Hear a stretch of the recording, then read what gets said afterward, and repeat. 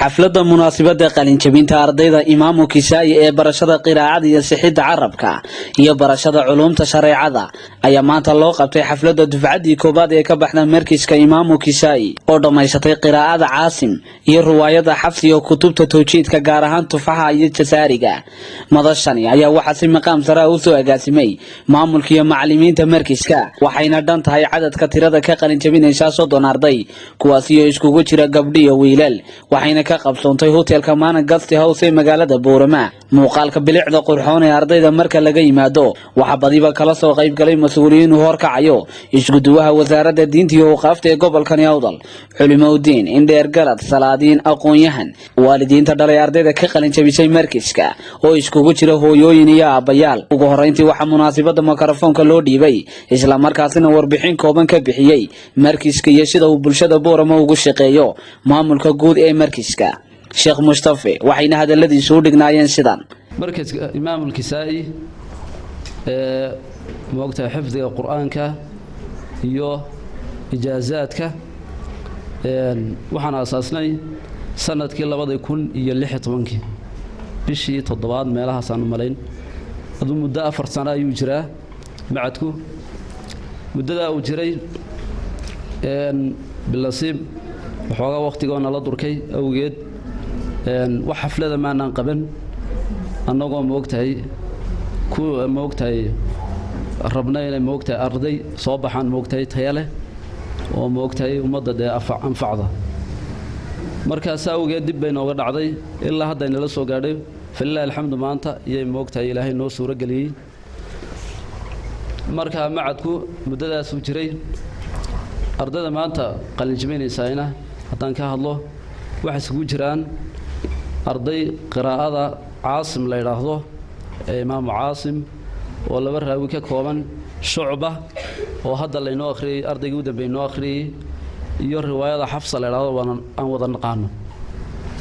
iyay ka qalin jabinayaan tiradooduna qoladaas waxa waa 6 weey 6 qof qola kale ayaa jirto iyaduna riwaayada Xafsa ka qalin jabinaysa tiradoodu qolada waxa weey ilaa 18 qof weey qola kale ayaa iyaguna jira oo ka qaljibinaya labada manzuuma ee tajwiidka ugu muhiimsan ee la kala yiraahdo manzuumatu tuhfat al-atfal iyo manzuumatu al-muqaddimah al-jazariyya labada manzuumo oo runtii ah laba manzuumo oo muhiima oo qofka labada barta ee si fiican u itqaaniya ahkaamta ay sheegayaan runtii wax badan ka fahmayo tajwiidka iyo moogtahay ahkaamtiisa asi kadib geestooda iyaguna waxa mikrofoonka ku kala dambeeyay isla markaasina hadalada iska daba qaatay badiba mas'uuliyiintii lagu soo maamushay madashani oo ugu horeeyay iskuduwaha wasaaradda diinta iyo waqafta ee gobolka Awdal waxayna hadaladoodu u dhignaayeen sidan tan iyo jiil sanadkii intuu soo socday oo ilaa nabi maxamed kaleey salaatu wasalaam maanta aad ijaasadiisa qaadanaysiin wax loo dhigaa ma jiro waa nimcooyinka adduunyada ugu waaweyn ilaahi baanan ugu mahadnaqanaa waxaana inagu wada waajiba kitaabka Allah inaynu xafidno ka wasaaradahaana waa idin garab taaganahay waa idigu faraxsanahay waa idin soo dhaweynaa maxadkiina markiiskiina aad baan u baran doonaa xiriir weyn baan yeelan doonaa ka wasaaradahan intiina faa'iqiinta waxaan ilaahay ka baryaa inay halkan intay ka sii koraan caalamul islaami inay sii galaan waxaan u hambalyeeynaa oo bogaadinayaa ardaydii xifdiday quraanka oo maanta runtii farxad gaara aan dareemayo iyadoo waxa weeye madrasadan ama imaamul Kisaayi ay tahay madrasadii labaad ee aan xaadiro ee lagu bixinayo ijaazo ee Xafsa ama qeyrkeeda waxaynu naqaanay oo awal bixin jiray ijaazaadka ama waxa la bixin jiray shahaadooyinka xifdiga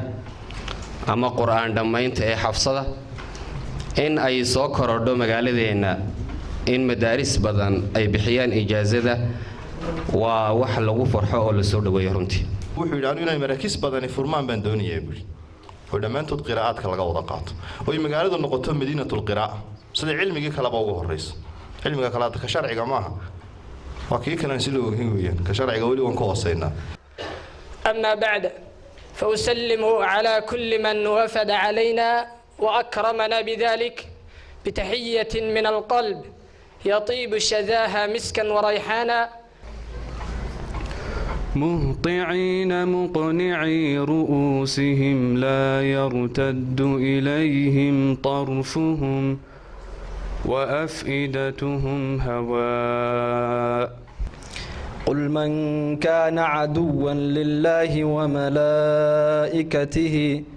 يا من يروم تلاوة القرآن ويروم شأو أئمة الإتقان. runtii gabagabadii waxaa halkaasi jawaais lagu guddoonsiiyey ardaydii ka qalin jabisay markiiska imaamu Kisaa'i ee magaalada Boorama waxayna munaasabadani ku soo afmeerantay jawi degan oo ay ku dheehan tahay kala faa'iideysi diineed waa suxuf cishq magaaladani Boorama xarunta gobolka Awdal.